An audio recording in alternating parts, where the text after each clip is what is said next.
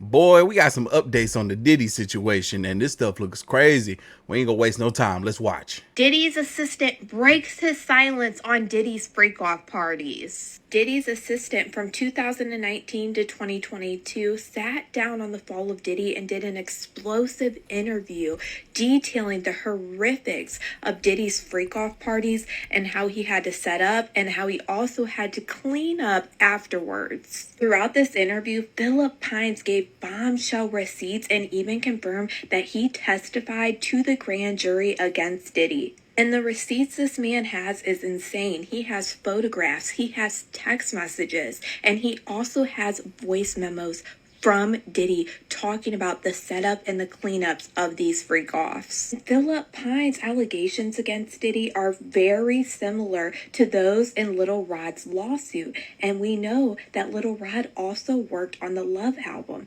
and he worked during the Love album as well. Diddy's assistant was regularly asked to get a laundry list of items for the freak-offs that Diddy referred to during the Love album times allegedly as Wild King nights. The list of items included lights, alcohol, and a lot of different substances. Said those requests started to become more and more frequent. It started to occur on a daily basis. There was a requirement. We had to keep those things stocked, he says, adding that Christina Quorum, Diddy's chief of staff's enterprise, commonly delegated these tasks. He included so many text messages from Christina Quorum about him having to set up these freak-off parties. Wild King Hotel night tonight.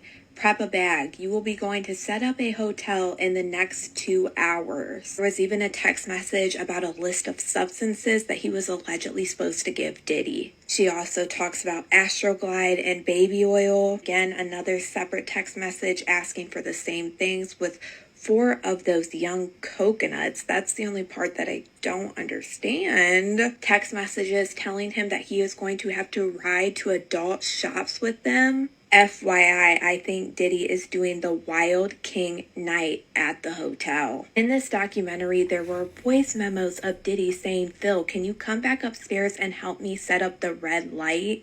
This is another accusation that Lil Rod talks about in his lawsuit. Another voice memo that we heard in this documentary was Diddy asking Pines to get him a whole bunch of different substances. We only heard a few voice memos compared to the whole list it showed in the documentary that he actually had from Diddy. He also had pictures of the baby oil and the Astroglide that he would have to set up in these hotels. He said that he was also in charge of getting candles and incense, Apple TVs, electronics, including iPads, on which Diddy allegedly filmed these acts. And he said it was also his job to scrub these acts from Diddy's personal devices so family members and business partners wouldn't find them. Pine said that one of the hardest parts about his job was having to clean up these wrecked rooms after Diddy's events. He said the floors in the room were slippery due to the mass amounts of baby oil used in the acts. There would be baby oil surrounding the bathtub, and there would be a bathtub full of water, and you would reach down there to unplug it, and you would feel the baby oil was in the bathtub. He said that he would also find bodily fluids, used condoms, baby oil, Astroglide, broken glass, urine, and blood. He said it wasn't uncommon for there to be stains on the furniture or stains on the sheets that they needed to remove. One can only imagine what was actually happening. It's disgusting. He also included more text messages from Christina Quorum that said Diddy said he's going to need emergency cleanup at the hotel once they leave and come to the house. And another one said, "Hey, Diddy is still in the hotel, but when you get to Mapleton, he asked if you could bring him stain remover for a chair and couch and black trash bags." Hey, all hotels have their own cleanup crews, but the fact that this man Diddy had a cleanup crew before the cleanup crew, oh my god. Ah, yo, that was a filthy man, real filthy. And baking soda too, he said.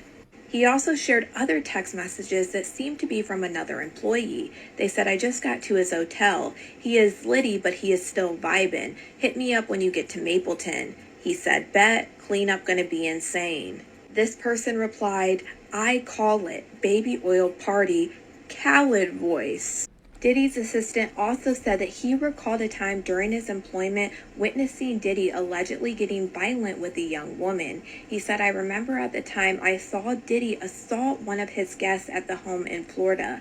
Things were getting a little heated. They were very argumentative. He cursed at her and told her, 'I told you I was crazy.'" He claims that Diddy kicked this young woman twice, and after she fell to the floor, he ordered him to take off his hoodie. "She was topless, and my thinking was I had a little jacket on.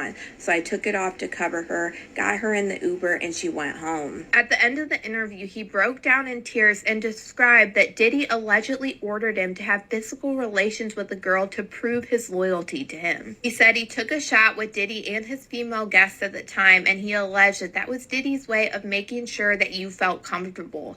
He said he then went back to the office and sat there, and then he got summoned again to take another shot. He said that he remembers Diddy allegedly saying the words, "Prove your loyalty to me, your king." He claimed that Diddy grabbed him by the shoulders, gave him a massage like a coach would give a player that's about to enter a game, handed him protection, and then pushed him to the girl that was sitting on the couch. He said, "I froze before it took place. I didn't know what was happening. In that moment, I felt like, is this fun for him? Is this a test for entertainment? Does he know he's doing this? Is he that gone? I didn't know what to do." Then said that the woman gave him consent and nodded her head, and he performed for a little bit, and then he ran out of the room as soon as he didn't see Diddy in his sight anymore. Honestly, just my opinion on this, I think that this former assistant for Diddy possibly got caught up and he had no choice but to give his statements, and this is why he testified to the grand jury. And I say this because in Diddy's indictment, specifically the racketeering charge, it said that Diddy relied on employees, resources, and influence of a multifaceted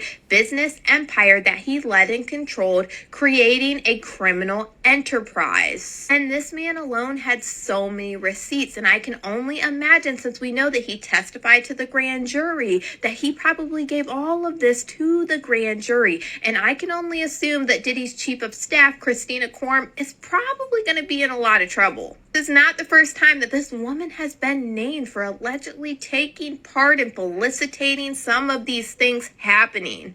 Most notably in Little Rod's lawsuit, which is around the same time that this man is saying some very similar allegations against Diddy and Christina Korm. Philip Pines not only sued Diddy, he also sued Christina Korm, and we are about to get into this lawsuit in my next video that I'm about to upload in just a little bit. I will also add this whole lawsuit over on my Patreon at Kadisha Lynn if you're interested in reading the whole thing. And also, please go support me over on my YouTube channel at Kadisha Lynn. I would greatly appreciate it, just in case we do lose TikTok. That way you guys have me on my backup page. But y'all let me know what you guys think about all this in the comments. I also heard yesterday that Diddy's attorney dropped. He dropped out of the case.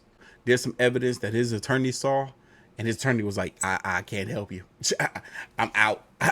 There's no way. There's no way. If things wasn't looking bad for Diddy before, now they're looking bad for him and a bunch of people on his team. And shout out to this young lady right here doing her homework, doing her research, and putting together such informative videos. Let's watch another. This episode right here is the second that I knew that Diddy took advantage of Q from day 26 on Making the Band. In this episode, Q was very emotional because he was butting heads with other members from day 26, and they were explaining that they really knew something was wrong with him. Q's mother was even there and even said that something else is really going on and happening with Q for him to overreact the way he was acting. And all of them were acting like they really knew that something bad was going on with Q. Some of them were even in tears during this episode. And now that Day 26 admitted about an email that they saw from Diddy that was sacrificial and it was really something that messed them up mentally, I think that they knew about this during whatever was happening with Q. But at this point, I don't think that they actually knew what Q himself was going through with Diddy. And this is exactly why I don't think that there are reruns of Making the Band. It was literally in our face the whole time. I gotta pack my leave. No, you not. You ain't going out. Leave. You a dedicated day business, man. You, my kids depend on you. I know that. He's so Why don't y'all hurt. pick it up?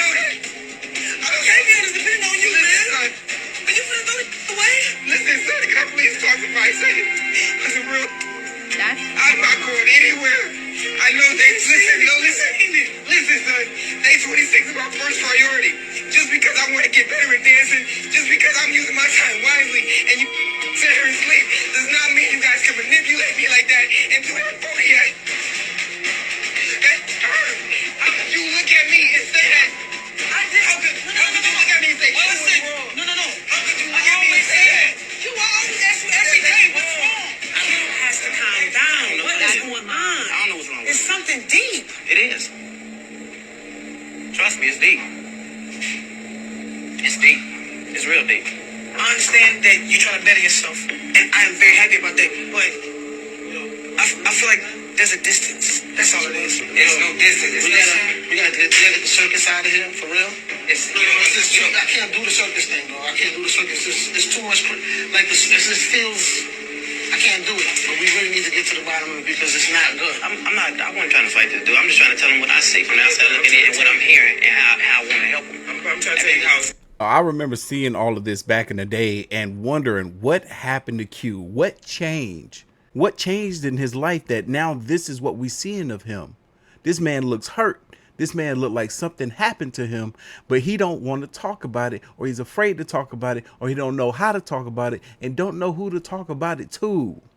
I remember this, and now it's coming in full circles over a decade later. This is crazy. In certain things, how certain things little things can become this. Just try to be 100% the man in this situation. I'm trying, man, but I know it's hard. I'm asking. We are good. I'm not asking. All of us are good now. I know. We are day 26. We are brothers, and that's You guys it. understand this? Understand this, though. Okay, so what is it that you need to know? What can I do to fix the problem? And what is the problem? We a group and we got a month to record an album. Well, we start off with a month to record an album, you know what I mean? And it affects me only when like producers start looking for me. They're like, damn, we're here. You know what I'm saying? And then that somebody he trying to pick who else's voice would sound right on that part when we had somebody in the group that's perfect for the part in the first place. So that's just the biggest thing to me. So what you're asking Q is just a little more of his time around when it's studio time. Studio time. Right. Studio time. Can you just be a little more around studio time? Right. And it's not just for you, but everybody. Right. Everybody needs to come together and be a part of studio time. I never even really made a big deal about that. I just want to know what's up with Q. That's the only thing I care about. I ain't saying nothing about no studio time. I ain't saying nothing about nothing. Because I love you genuinely, like my little brother that I have at home. My thing I'm saying to you, Q, is if that's what the problem was, then it's fixed. Because you don't give up about nothing but your music, really. I don't think it's no problem after that. So at the end of the day, we should be able to be like, the problem is done. Let's shake hands. It's deeper than just studio time, man. It's deeper than that, dog. Like, I mean, whether any of us, like, or trying to say it or whatever, it's deeper than just studio time, dude. It's not deeper than that. I mean, because if that's the case, you know what I'm saying? It shouldn't have blown up like it did. And some of the things that were said shouldn't have been said.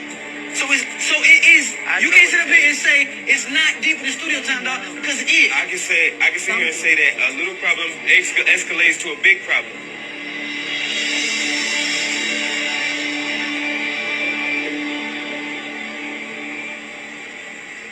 This whole thing just took a wrong turn for the worse, because we spend more time with each other than we spend with our own families. So nobody really knows what's going on anymore with each other or with you. And we just be asking, what is it? Because I care about you. I want you to tell, I really want to get to the bottom because in my mind I see bad things happening. And I don't want that to happen to you. Because you have a lot to give this world. And I don't ever talk. I don't got time for this. But what I'm telling you is real. We don't want you to feel like it's 4 against 1. You know what I'm saying? Or it's us against y'all. I don't want you to feel like that. Because I've had it feel like that before. And that's lonely. You don't get too much lonelier than that.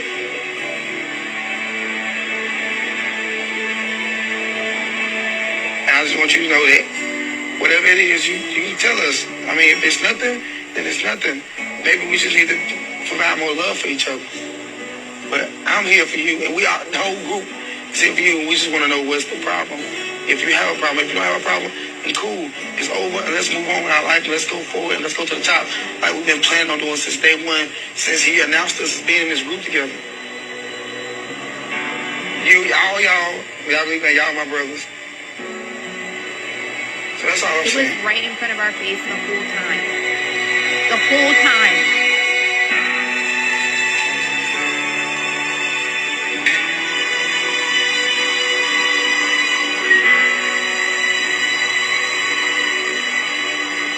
All I can think about is Don Richard and Q being in a relationship, and Don Richard's lawsuit against Diddy explained horror stories all the way through Making the Band and Diddy Dirty Money. In my opinion, this is exactly why we don't see reruns of Making the Band, because it was right in our face the whole entire time. But y'all let me know what you guys think about all this in the comments. Man, I ain't gonna lie, that was hard to rewatch. Last time I saw that episode, I was a teenager, and to see it in full circle with everything that we know today, whew, man, like she said, we don't see reruns of that show for a reason, because all that stuff was right there publicized. We just didn't know entirely what it was that we were watching. Leave your thoughts, comments, and opinions down below, and I'm gonna catch y'all in the next one. See ya.